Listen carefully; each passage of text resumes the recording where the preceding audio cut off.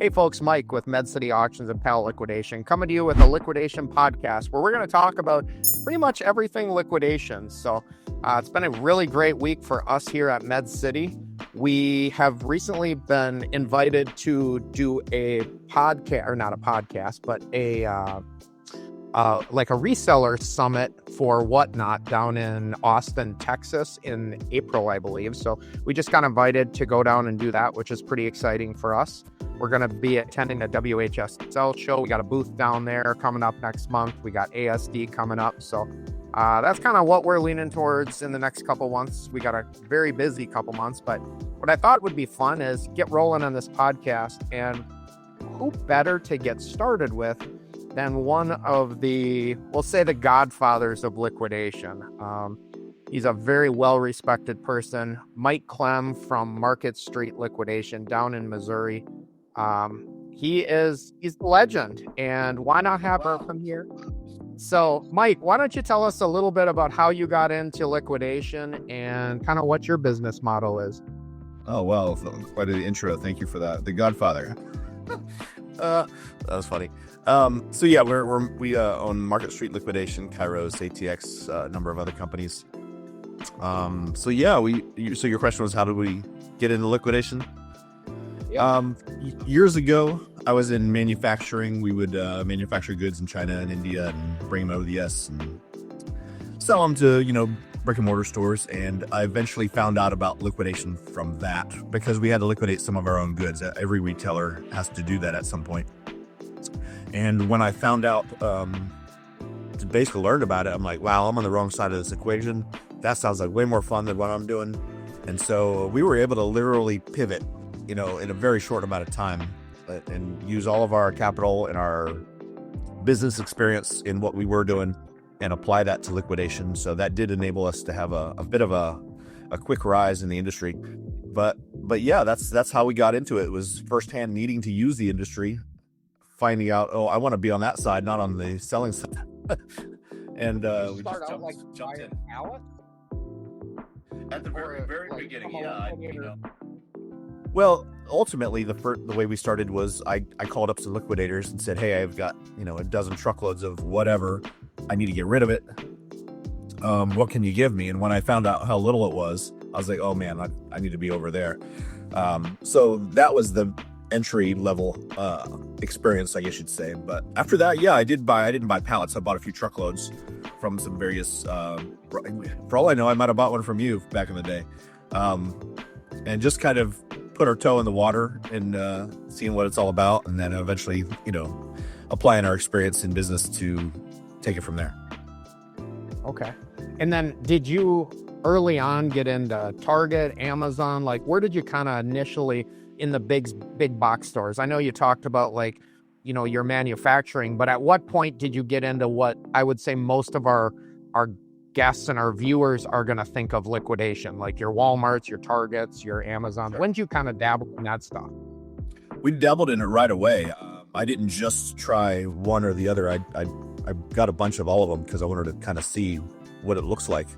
I quickly learned that I preferred more of the well-rounded type of merchandise that is available year-round. We did work with some of the home improvement type stores, and after trying to sell pallets and truckloads of mailboxes and wire and nails, that wasn't for me because I was like, I'm pigeonholing myself with the clientele. I really wanted to offer to a much wider swath of the population. So unless you're a builder or doing something like that, it kind of didn't work. So we gravitated more to the Walmarts, the Targets, the Amazons, the even like the Walgreens and that sort of thing.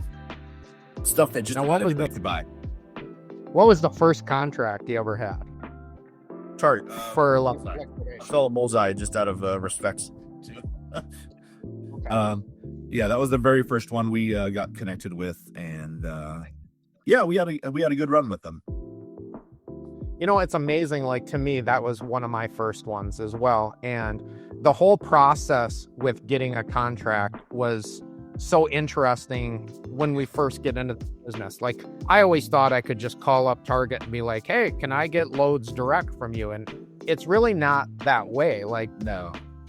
to explain like how the process works for Target a little bit for our viewers? You probably know better than I do because I've been out of the ecosystem for. But it's the same. Yeah. So I mean they've got managers that handle these departments, and getting in touch with them is the first step.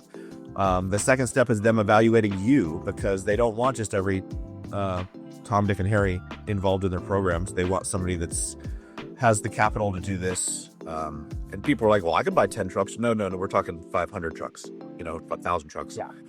A month. Warehouse. Yeah. And so the next step is them evaluating you to make sure you're legit. You have the money, you have the place to do it. All of your pieces to the puzzle are there, because they don't want to constantly start and stop and that sort of thing. They're looking for consistency and stability also. So that was the next step. And then the bidding process is that's interesting. You could probably speak on that, but that's a whole nother ball of wax, I guess you'd say. And after that, it's just kind of flowing with it and figuring out what to do with the randomness that comes your way.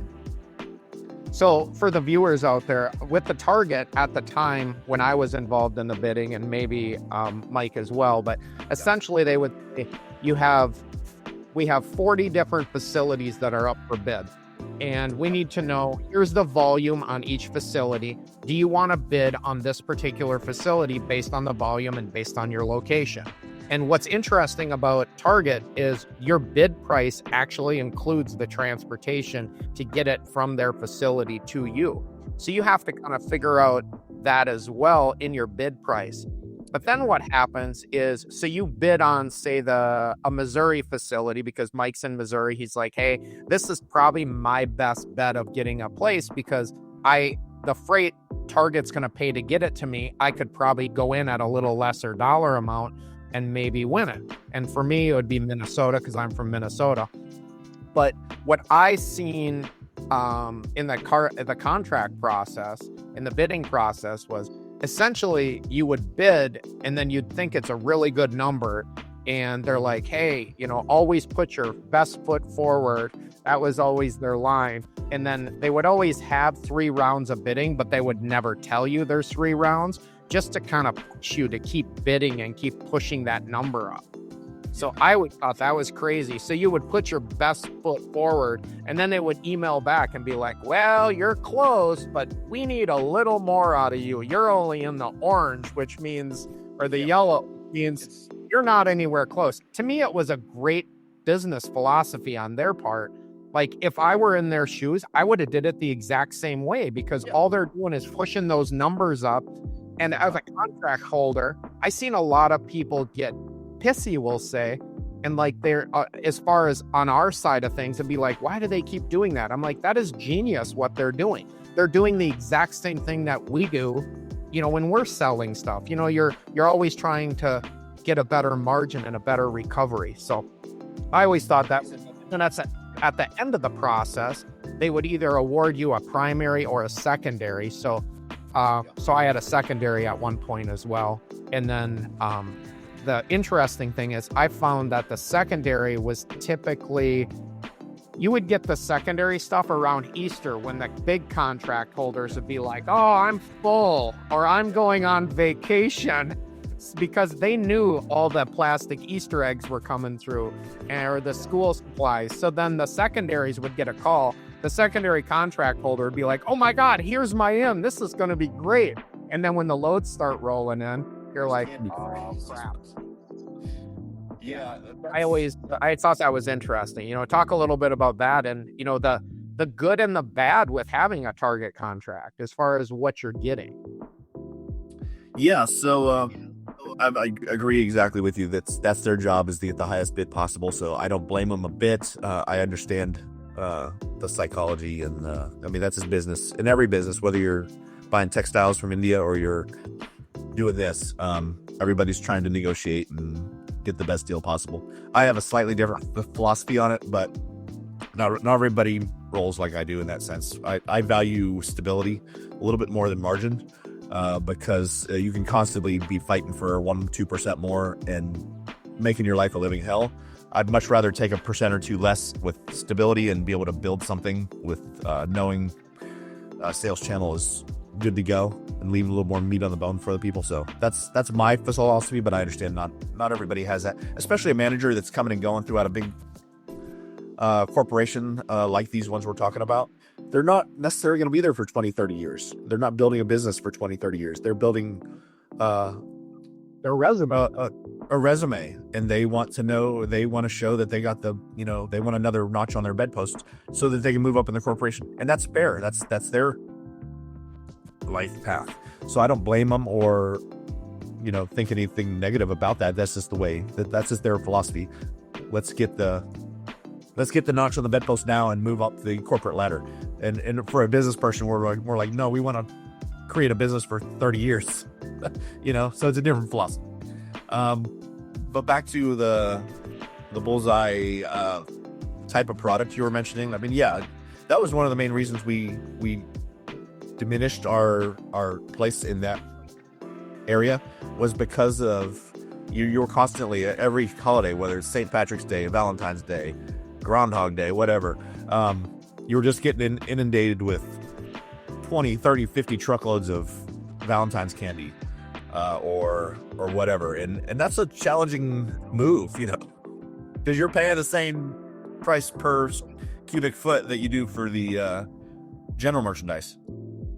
And that's another thing now that you bring up the cubic foot. So another thing in the Target contract, you're actually bidding essentially per foot in a way. Yeah. I mean, you're bidding so much for a 4 foot tall threshold pallet, I believe is what it is. Is it 4 foot? Yeah, says what this is. There's a reconciliation process that goes on. So they bill you later, and when your truckloads come in, they don't come in at 3 feet or 4 feet or 6 feet. Talk about how the truckloads come in. That's a really important thing too, especially for the viewers nowadays. I think people see these truckloads and people talk about raw truckloads, and they're showing a picture of 6, 7 foot tall pallets and calling them raw. That's not the case, is it, Mike? There's a lot of that smoke and mirrors in this industry. The reality is way different. Raw truckloads, most people would reject a raw truckload. I mean, not to say there's not an occasional 31, but raw truckloads look like they look like the reality of a bunch of teenagers dumping a bunch of crap into a truck and closing the door and saying, "Get out of here." That's reality in these gigantic warehouses, whether it's whoever you're working with. They're not wrapping it perfectly at 6.2 foot tall and perfectly square, and that's not reality. That's more of a person that cares more, like a business owner that's maybe reworks it to make it look pretty. But raw ones, they look like they just dumped it.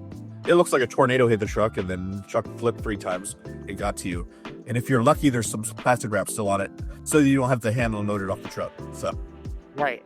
And it's not uncommon to get a pallet with 1 box on it. And I'm not saying a big box like a Gaylord. I'm saying like a 24 inch by 12 inch, 24 inch. And that's a pallet to them. So that's why they have the reconciliation process as well, which is, I don't think a lot of people understand that. But another thing I'd like to hit on as far as the Bullseye contract, which I thought was really interesting. You and I were both contract holders a few years ago of Bullseye when they changed the program. Yep. And they came out, there's a lot of talk about this and a lot of shady stuff that happened during that time. Do you recall, there was an email that they sent out basically telling us that, hey, we're changing the program, and it was mid-contract. We're changing the program, but what we're going to do is we're going to give you guys, I think it was $100 off per pallet, wasn't it? I actually don't remember. It's been it feels like 3+ years ago. So yeah, so it was something about we're going to take out $100 or take off $100 off the contracted price, but the value of the pallets are still the same. So then, my argument was like, well, you're taking out a KitchenAid mixer that's worth $350 and you're putting 3 $100 or $350 $1 items that take up the same square footage. So yes, the value, the dollar's the same, but the value of the load is not the same. Isn't that crazy how they took all the value and the good stuff out of them. But I guess where I want to hit with this is I was telling my customers at the time that, hey, here's the deal. Target has changed their process, so they're getting pillaged by Target themselves. So the pallets aren't going to be as good. And I remember the cost of the loads went down, but there's a lot of liquidators out there that didn't say anything and they acted like nothing was different. And that leads to the shady side of this business.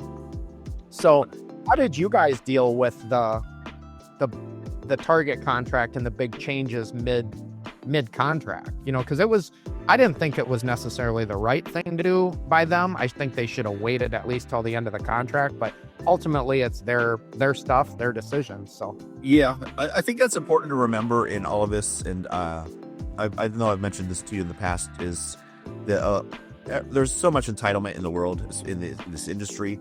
The reality of it is that whether you're a contract holder or you're buying 2 pallets on the side of the road, we're all riding on these gigantic corporations' coattails. We're taking their liquidation. We're solving a problem for them. They're letting us into their ecosystems. So I think, yes, would I have made that same call? Would you have made that same call? Probably not, because I think we have a little more context and boots on the ground with how that affects the industry. But we have to remember there's a manager or a group of managers in some of these corporations that are making calls that seem best to them with the data they have. They don't necessarily have all the data. They don't know what it's like. They've never run a pallet house, a liquidation store, or held a contract.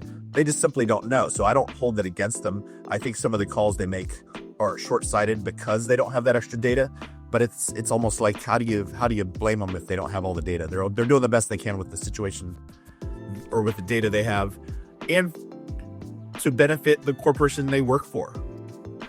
So if Bullseye made that call, I think it was a little short-sighted, and time will tell. But at the end of the day, they were doing what was best to them for their company, and the liquidators and everybody else downstream of that can either get on board or go away. So right. I don't like to hear that myself, but that is reality, and we either flow with it or we don't. And if it blows up and then we start over, it sucks. And that actually does keep a lot of stronger business people away because of those kind of things that are happening. And that's why I dipped out from Bullseye, is because I didn't feel the stability was there to build a business on. But yeah, it's their call. If they, I hope that answers your question. And there was so many people that were, so we'll say balls in really with Target, like just everything from contract side to the consumer side. They were balls deep. No, but that's the good thing. Like with this, the podcast, what I'm doing, like I wanted to be myself, and sometimes I'm not 100% proper, but it's okay. But like the Target, you look at all the people that were so reliant upon it, from little stores that only full Target and refused to sell Target.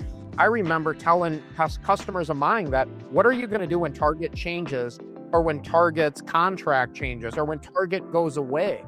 And, all of them were like, well, they've been around forever. It's just not going to happen. I'm like, yes, it's gonna. And then once a couple years later, they did change everything. Yeah. So, but I'm going to go back to what you said. You were talking about entitlement, and I know that you and I have talked, and I would consider you one of my liquidation friends. Like, you and I have a personal relationship. I really value your opinion, your thoughts. But you talk about entitlement and people in this business. Why don't you talk a little bit about that? Because I know that's something you hold very near and dear to your heart. And see what the old Mike Klemm Godfather's got to say about entitlement and liquidation. I should have wore like a zoop suit with a watch, For the 50 Godfather left it. So you want me to talk about entitlement? I mean, I kind of touched on it. People in all areas of business, our customers aren't guaranteed to us. Our suppliers aren't guaranteed to us. Even if you have a contract, none of this is guaranteed in 1 or 2, 3 years. It all could be gone. Life is, like that. I mean, any of us could be hit by a Mack truck tomorrow. Yeah, I think having a little bit more humility in life and in how business works. I'm really preaching to myself, because sometimes I'll get fired up about something, and I have to go back to, hey, they don't owe me the time of day. They're letting us work with them. Until I'm owning Bullseye or AMZ and I'm in charge, I mean, then I have a little more say, because then it's my stuff that I'm liquidating to somebody else, you know. But until then, we're all riding on their coattails. So we really, we need to make common sense decisions for ourselves. You know, there's many companies that I've decided not to work with anymore, including some of the ones we just talked about at the moment, because of the direction they're going. And again, that's their right to go that direction. And I'd love to be a part of some of these, again, if they go a direction that I feel is a little bit more stable for their downstream partners. Right now, they're kind of putting all their eggs in one basket, in my opinion, and that's their right. So I don't know if that answers your question, but yeah, I mean, keeping entitlement in check within ourselves, within this industry, and being thankful for what we do get to work with, I think it goes a long way. Right. Yeah. Tomorrow's not promised. And all of us are so blessed to be in the situations we are. I mean, I was a police officer for 20 years before I got into this. And, you know, every day is the best day ever because I'm not getting shot at. You know, I always tell people in our warehouse, you know, what's the worst part of our day? When a pallet tips over. Like, really, that's a bad day in our warehouse. I mean, we're not, you have a little more stress in your life, but you know, that's what I always tell people. I'm like, a bad day for us is a big pallet of 800 units of fiber just tipped over and we have to pick them up and restack them. I mean, just like, but when that happens, you're like, oh my God, this is horrible. And you get so frustrated. I'm like, seriously, at the end of the day, you just have to pick up a pallet. Like, that's it. Yeah, or if you get a bad pallet or truckload, all of our issues are simply the same ones, just at different scales. So whether that person that bought one pallet, somebody that buys 50 truckloads, somebody that buys 500 truckloads, somebody that buys 5,000 truckloads a month, it's all the same problems, just different scale. So I think that entitlement carries over to, oh, I got a crappy pallet or crappy truckload. Well, what about the 50 great ones that you had before then? So why don't you balance all that together and look at it as a whole instead of focusing on the one crappy pallet or crappy truckload? So how do you deal with, this is kind of a good segue into another part of this topic. You know, how do you deal with unsatisfied customers on your pallet levels, your truckload levels, you know, and then also you have a bin store. So like even your small scale people, you know, how do you guys as a business deal with that? We vet our customers just like they're vetting us. It needs to be a win-win, is my philosophy on it. So I'm not looking for just anybody. There might be a lot of people like, I've tried to contact you, Mike, and it might be like, yeah, I've seen how you've worked with other people, and I don't need that in my life. Well, and I will say, I believe, I'm going to cut you off for 1 second, because I believe one time you and I were out for dinner, and I think you showed me your phone, and you had like 300 unread text messages, and I'm like, oh my God, so this, at least you check mine. Yeah. Well, so it's, you know, relationships matter, and people that you trust. For instance, we've worked together for a long time, so when your text pops up, I might not get to you right away, but I will get to you. But there's a lot of people you just don't get back to, or you know, they've had a bad reputation in the industry or whatever. So to get back to the original question, you know, we're vetting our customers, and if there is a problem with a person that we have a good relationship, it means a lot more than somebody that bought their first truckload yesterday and they all of a sudden have a problem with it. Not to say we won't address it either way, but the people that have a relationship and know the industry and what to expect, it means a lot more when you get a complaint from them, and you're much more apt to fix it right away, I guess you'd say. Right. And I will say, like, as far as everything I've ever bought from you, you are phenomenal to deal with. And, you know, we, even on a smaller scale, we do that same type of vetting. You know, like, I don't want to sell to everybody, and I don't have to sell to everybody. I did have, and maybe this has happened to you. I had a customer in a certain area that I sold to this particular customer for years. They were one of the first customers I ever had. They had a customer of theirs that called me up, and they're like, hey, I want to start a liquidation company, and I want you to start selling me everything that you sell to those guys. And I'm like, unfortunately, I can't do that. And they got so ticked off at me. And I'm like, you guys got to look at it from my point of view. Wouldn't you respect what I'm doing? if you were in their shoes, like, I'm protecting my customers. Yes, you can go buy similar stuff than I sell them. Maybe it's more expensive, maybe it's a little bit different, but I'm like, I have to have my customers' best interests at mind, when I'm selling things. And what good is that going to do if I start selling you everything that I'm just competing or creating competition amongst people that potentially I could lose both of you as customers. Does that stuff happen to you as well, or am I just? No. I think that happens to everybody that gets to a certain scale and starts to get doing things well. Yeah, you're protecting those relationships. You're counting on those people to stick with you, and you want to protect those relationships. So it's as simple as that. Try to do the right thing with them, and hoping they're going to do the same with you. That doesn't always work out, and people are sneaky. That same person could call 3 weeks later and change their name, and just there's always a way around things if people think hard enough.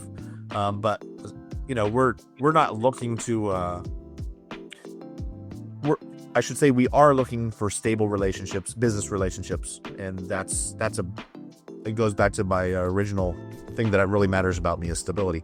But there's always people trying to go around back the way on both sides of the equation. It's not just customers, and it happens on both sides. Yeah, and that's so common. Like, I try to sell, and maybe you've seen this, where I try to sell one of your loads and it's actually cheaper than what you advertise it for, but they don't know that at the time. They're like, hey, this is a market street load. So they call up, Angela or somebody on your staff, and then they're like, hey, can I buy that load? And it's X amount of dollars. And they're like, well, how come Mike's buying it for less and selling it?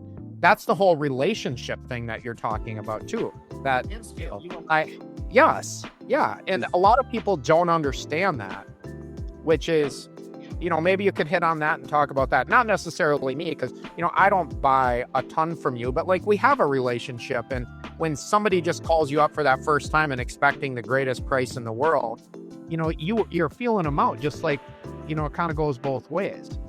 Yeah, so scale matters. So if somebody's buying one truckload, they're going to get the one truckload price. If somebody like yourself has bought hundreds of truckloads over a year or multiple years, then yeah, you get a little price break for offering that stability. Because, for instance, if I'm selling a truck to you, I know I don't have to think about it again.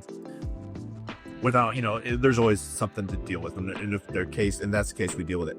But for the most part, if I know a person that's stable like Mike Levine buys a truck from us, that's the last probably time I'm gonna have to think about that truck, and I can move on in my life. With a lot of other people, it's not that way. You're like, are they gonna pay? Are they gonna complain 3 days later? Are they gonna try to whatever? And so that stability and that what you offer in a relationship is part of the reason some people get a price break, because you're buying more and you're easy to work with. So, well, that's good. And then another thing I want to talk about. So we talked a lot about, maybe twice.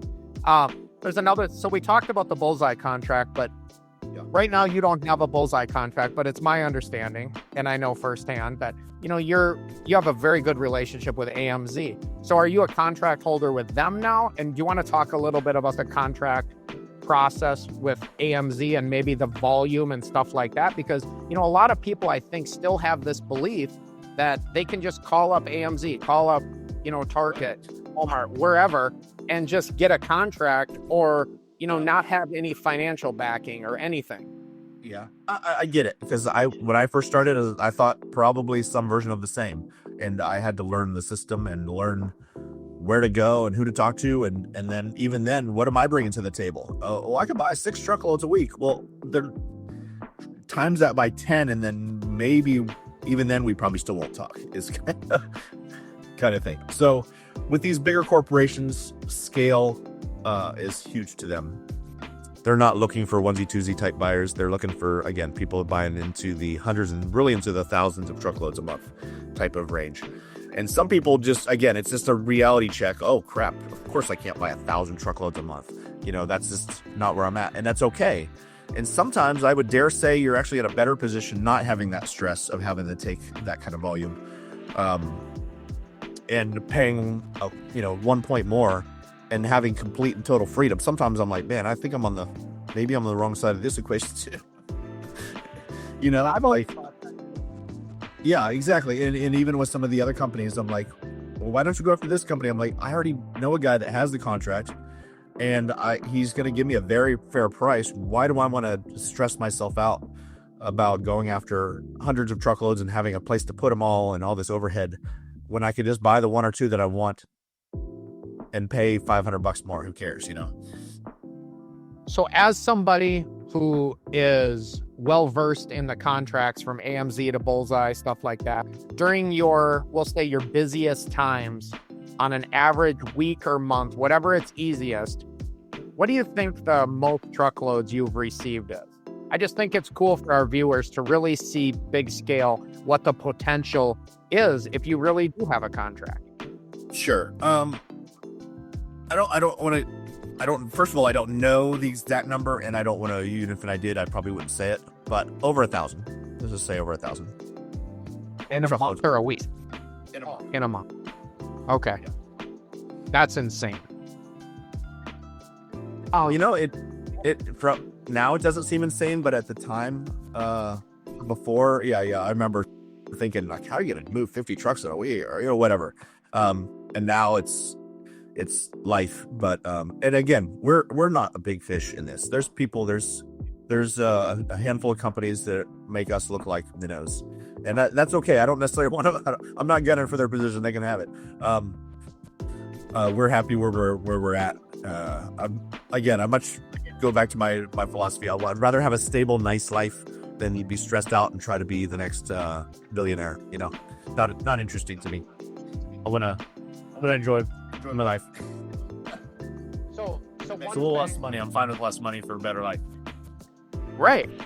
So with AMZ, for example, there's a few different programs people always talk about, and that's FC and LPN on the liquidation side. Then there's actually, donation and recycles that have always been a big hot topic when talking about Amazon. Do you want to first, let's talk about FC and LPN and maybe talk about what each of those are, and in the contracts, maybe if you get Amazon contract or AMZ contract in the future, or if anybody does, are you bidding, or not necessarily bidding, but do the contracts and the facilities, are they broke down between like all FC, all LPN, or are they mixed? You want to talk about that?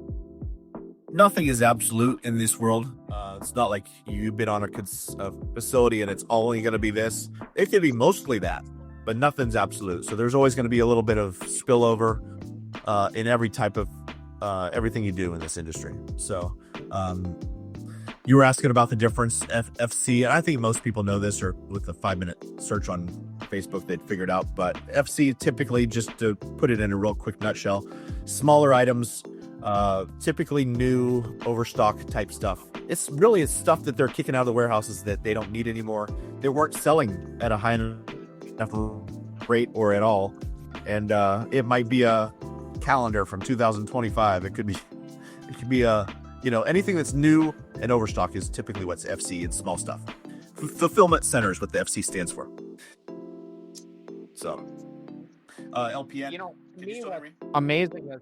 Yeah, it's amazing to me though. There's still so many people that have no clue what that is. That's why, yes, like for us, we're like, how can you not know this? But it's no different than, like somebody's always watching this stream that really don't know. And that's why I was like, why don't you explain it? My definition of FC is low value crap that's new. Well, I mean, that's a fair assessment. I mean, I always remember it. I even told some of these big corporate people, I'm like, look, you guys are one of the biggest corporations on the planet, and you couldn't sell it, and that's why you're giving it to me. So, right. And LPN, what LPN? Typically that refers to, it stands for license plate number, but that doesn't really mean anything to anybody. Typically, small to medium items that are a little bit higher in desirability and are often returns, is what I would say. Is typically once it goes through the system in AMZ, or I'm sure every company has a version of this, it typically gets an additional sticker to help identify it and help track it, where it's coming from, where it's going to, and where it came back from, which is their LPN labeling system. And so that's how it's gained that name, is because all of those items have that sticker on it. But simply put, they're slightly more desirable, meaning it is an item that did sell at some point. It just came back into the system for whatever reason, typically through a return. Okay. So then before we get into the donations, recycles, all that stuff, I want to go back. So you talked about like the FC, LPN, a lot of it was smaller items, new, whatever. But there's also mediums, you hear that term thrown around a lot, and bulks. So when stuff is coming direct, or, buying a direct load from AMZ is very difficult because of the manifesting and how all that works. But if a load comes direct from AMZ, is it possible that like you're going to get 6 bulk pallets, 5 medium pallets, 6 pallets LPN, 5 FC, or is it more common that you're going to get 24 pallets of just FC smalls? No, I guess dare say on that. I would dare say it's more often that you're getting a mix. Okay.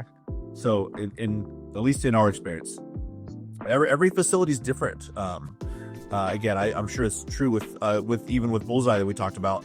Facility A out in this side of the world does things this way, and Facility B over on this side of the country does it this way. You would think they're the same company and they do it exactly the same manner, but no, they have different managers, different staff, different priorities, and sometimes it's very different. So it's the same with AMZ and a number of other companies, is that every facility you work with is different. And so there might be one in Texas that I love, and there might be one in Pennsylvania that I hate, in a sense of how they do things. Even though they're the same type of facility and they should be the same, they're just simply not. And then You just learn to do it. and package them differently. Like one a week, they might come as Gaylord boxes full of stuff, and then maybe they get a several pallets or truckloads of boxes in. So then there's where the mystery boxes come in. Is that a fair statement, or how does that work? Because mystery boxes are a hot topic right now, and I know some facilities actually ship out their liquidation or their donations or whatever in the mystery boxes, and that's kind of where they come from. Yeah, that's where the raw ones come from. Now, I know a lot of people manufacture them themselves, in a sense, which is a whole different subject. But yeah, there are some facilities that naturally pack their items in those type of boxes, and if that's depending on what's in them, that could be a benefit, and in other cases it's not. So yes, there are some that come like that. Are all Amazon loads in the liquidation side of things, are they manifested? Supposed to be. Supposed to be. But that said, mistakes happen. Even in some of the biggest corporations in the world, manifests get mixed up. That's ultra common. We get 3 trucks and 2 manifests. Well, which one's which? Right. That happens every week. Is that why there's a lot of contract holders, we'll say, that sell, we'll say not direct, but a raw AMZ load unmanifested, even though there is a manifest, but unfortunately, because of all the cluster from within, sometimes it's not to be shady, it's just kind of how it works out. Do you want to talk a little bit about that? Because I hear a lot of people talking about, well, if it's manifested, we should get the manifest. And I think there's more to that story. There is, and that's because it's such a cluster, like you said. There's 2 things that could be happening, and I guess it's going to depend on the person you're dealing with to know which it is. Some of them, it's a little time consuming. The manifests don't always come in a timely manner, and even if they do, it's such a mess, it's not worth messing with. So there's that aspect. There's other ones that just don't want to deal with it, and they just say, hey, it was messed up. So it could be happening both ways. So it could be laziness. It could be they really don't want to give it because it causes more issues than it's worth, or it could be that it's legitimately messed up. So all 3 happen every week. And sadly, Mike, I think there's another one that's very important to talk about, and that's just straight up scams. I mean, there's people that are out there that are just not going to give you the manifests because they want to manipulate you to profit more. And not you're that guy, but there's definitely that side of things in this business as well. Just because you're a contract holder doesn't mean you're the most honest, straightforward guy in the world. So that's the thing that I've seen in this business. I mean, I've seen a lot of shady people that somehow got contracts with, Target or Amazon or wherever. And to me, that's always kind of been mind-blowing. Absolutely. So there's do they truly have one, or are they just saying that happens? That happens every single quarter. I look on Facebook, the groups, and they're like, I got this facility. I'm like, oh, really? When'd you get it from me? Yeah, exactly. Or, and other people that, I kidded him maybe a year ago. Do you remember Joe Dirt, the movie? Yeah. The guy, David Spade. There's so many people on Facebook and elsewhere that are basically Joe Dirt selling loads out of the nothing wrong with living in a trailer, but they're living in a trailer out in Louisiana on the bayou, looking like Joe Dirt, and they're selling loads, and they're not hiding.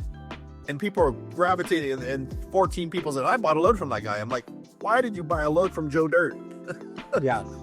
I mean, how did you possibly think this guy or gal is a legitimate business person? I mean, I almost don't feel sorry for him. Like, you might as well lose your money. If you think a little bit.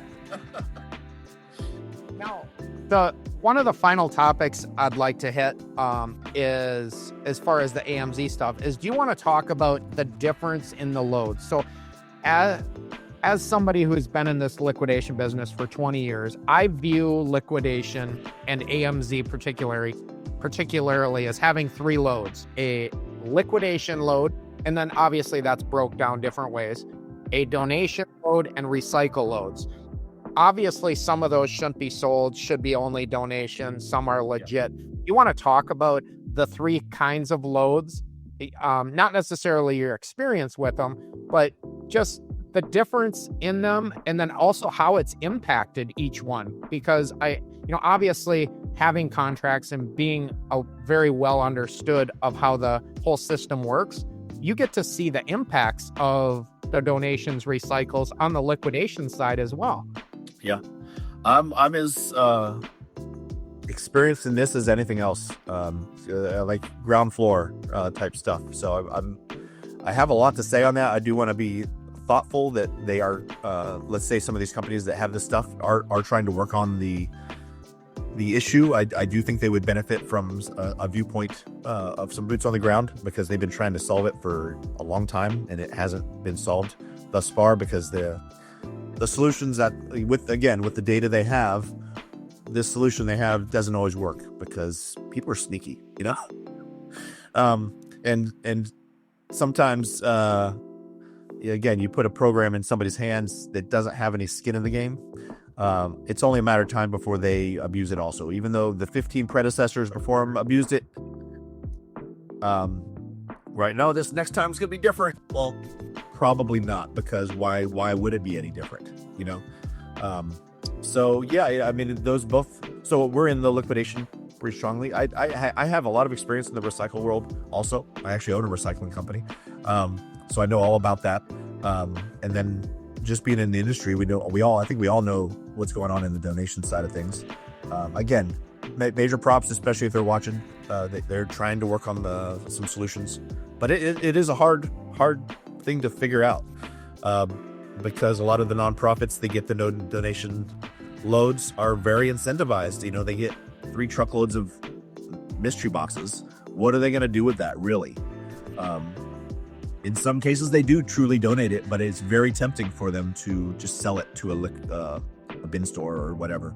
And in one way, I can't blame them. And then I guess I hope that they use that money to, in turn, buy cots for the homeless or whatever their core mission is. So in that sense, that's what's going on in the donation side of things. Is the stuff that's supposed to be donated is in turn sold by the people it was donated to generate money. But if you hope they're buying good things for the needy instead of a yacht. But you never know. Same thing with the recycle. It gets into the market. It's supposed to be destroyed. They're actually getting paid to get it for it to be destroyed. But again, the temptation is too high. It ends up back in the market because, it's like throwing away dollar bills, even at your Companies have to know that it's being sold, though, don't they? Like on the donation, the recycle side. there's a little bit of I don't want to see it kind of thing going on. I think at one stage, but at the end of the day, I think they all know what's really happening. It's about proving it, and then even then, what do we do now? And I've thrown out some ideas on how to solve the problem. Again, my idea was you can only let me say it this way. I'm trying to think of a good way to say it. Basically, I keep letting somebody borrow my car, and they keep stealing my car. And it happens person after person after person. Maybe don't let somebody borrow your car unless they have family that lives in your house. I guess where I'm saying going is they've got to be invested in doing it correctly, or the temptation is too high. You can't put a $10 million briefcase in front of somebody and say, don't touch that. Matter of fact, I'll give you $1 million not to touch that $10 million. Guess what's going to happen? They're going to touch the $10 million. Right. But if you give them the $10 million thing and say, don't touch that. Oh, by the way, if you do, you're going to lose $50 million over here. Well, then they're not touching that $10 million because there's a greater risk. There's more skin in the game. There's more investment. There's something to lose, basically. So I think until some of these bigger companies shift the mindset to that, I don't see a solution until that happens. And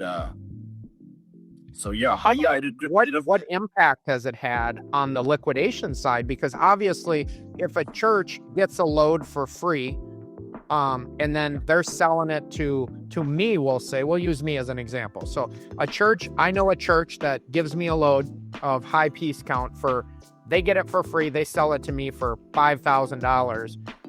Imagine the pain it must give you when you're like, oh my God, I'm trying to sell that load to Mike for $15,000, and that's a heck of a deal. And, but why would I buy it from you for $10,000 more? And it's virtually probably the same load, potentially. Very close. So you hit the nail on the head. That is exactly the problem for the liquidators, is that they're fighting against people that are essentially getting product for free. And we're trying to sell it at normal cost, So yeah, that doesn't work. And to a certain extent, sometimes it's kept at bay and it ebbs and flows, sometimes with leadership changes in some of the bigger companies. But yeah, that exactly is what's happening. There's actually a region of the North America that's happening in right now to a much greater extent than others. And some of the liquidators simply quit. They're like, we can't do it anymore, And now they're calling other people to say, hey, will you take on this or that? And if let's say it was me, I'd say, well, I can't do it either until that problem is solved. What do you want me to do? I can't take on all this risk and overhead. And while there's next door, there's stuff being sold for free. And they're creating the competition themselves. I mean, that's the part that you'd think they would see the big picture, that they know the donation loads are being sold. So they're essentially putting the donation loads against big contract holders and big liquidation companies that, they're almost making it a no-win for you guys by allowing those loads out there. I'm tempted to agree. There's always more to the story. And again, it's not our stuff, and it's our choice to either work with it or don't work with it. Back to what we were saying before. If I was, I could easily, and you could easily say, or any of us, hey, if I was in that position of authority in this company, I would make this change and do this, and maybe it would work or maybe it wouldn't. But again, they're working with the data they have, and they also have different priorities than us. So we're all about liquidation. And they've got a big organization to run too that has different sectors that maybe donation is as or more important than liquidation to them. Maybe it is. Sometimes people are like, well, this is $100 million, whatever. Throw $100 million. I'm like, guys, they just made $100 million. Yeah, exactly. they just made another $100 million. So Right. maybe we should all hush. The biggest thing that I notice and the big difference is the sustainability. Like, I could buy from Market Street, Kairos, whatever, Mike Klemm, all day long, every day, and you're not going to run out of products as long as you have that contract. I mean, for the most part, you're going to always have stuff. Once I get tied in with, say, the First Christian Church or whatever that gets donation loads, and if I'm getting 1 or 2 loads a week or a month from them, that could all go away. And if I build my business based off that, kind of like being all in on Target back in the day, I think you're creating, you're setting yourself up for failure if you're only going in on those donation loads, because it seems like just a matter of time before each one of those places gets cut off on those donations. And, I've had it firsthand happen to me where, I was selling 10 to 20 loads a week from a church that was getting a massive amount, and then all of a sudden it got taken away, and they were trying to tell me that they had authorization from AMZ to sell them, and I'm like, there's no way. So that's the interesting thing is, there was a lot of that going on. Luckily I was smart enough to know that this is a short-term thing that I might as well cash in when I can on that. But, that's the one thing I would, cautiously tell our viewers, if you have that opportunity for donation stuff, that's fine, but don't think that's not going to go away at some point, because, AMZ and these other big box corporations, yes, they're donating it, and recycling it, but it's not really supposed to be on the market. And I know a lot of people don't want to talk about this stuff. No, I don't mind. I don't mind at all talking about it. I think it's great to talk about it. Like I said, I've had involvement in the recycle side and the liquidation side, so I know exactly how those things work. And I know the donation side just from being in the industry for a long time. And I know, I see what's happening. I get stuff offered to me all the time. I'm just like, guys, no, so, Right. But because I have to protect our whole system, I can't be involved with some things. And so, yeah, I mean, definitely can't build a business on it. It can be, I know it is gravy for some people. And I do know there was a bunch of bin stores over the past year or two that did build their business on it, and then ran into some significant challenges when it did go away for a short term. Now, unfortunately, it's back, and that's just back to the ebb and flow again. You can't, until they fix the system at a much more core level in how they do things, it's simply going to be an ebb and flow of, it went away for a little bit, now it's coming back, now it's going away, coming back kind of thing. Yep. Because as they give it to a new person that doesn't have any skin in the game, it's only a matter of time before it starts going out the back door again. No matter who it is, it's human nature. You can't fix human nature without having somebody that has the accountability. I don't want to rehash that, but right, like we said before. So yeah, it affects us dramatically. I mean, to the point of sometimes we don't bid on facilities or go beyond a certain threshold, because I know it's only a matter, if it's not happening now, it's only a matter of time before these other programs are back on the market, and I can't work with the stuff, I can't sell it to somebody, first of all, and I can't even put a bin store in that town if there's a lot of that going on, because some other bin store can open up and they can be at half the cost of one of our bin stores. So it's not all about just wholesaling it. It's about at the very core level of going to the customer.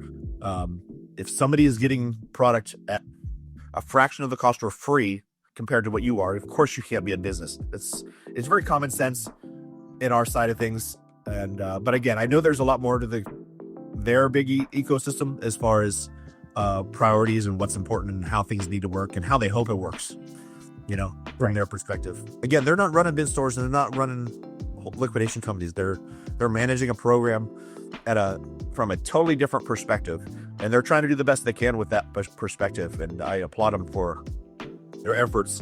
And hopefully they pick up on some things and learn. Another challenge is, as soon as one of these managers starts to pick up on things and learn, oftentimes they're being promoted to another position, and now there's a new person in their place that's kind of starting from square one and maybe looking at the notes from their predecessor, but they don't really have the experience and the time in it to really know how to fix it.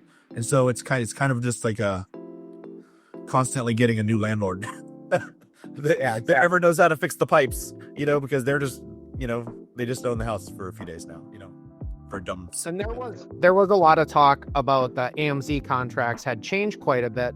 And, you hear a lot of people say that, they all went to end users. And, and the thing that I think of is Amazon bulk, the big bulky stuff, used to be everywhere. Everybody and their mother was trying to sell it because nobody wanted it. Now you don't see any of it, but it's all over HiBid and all over these auction sites.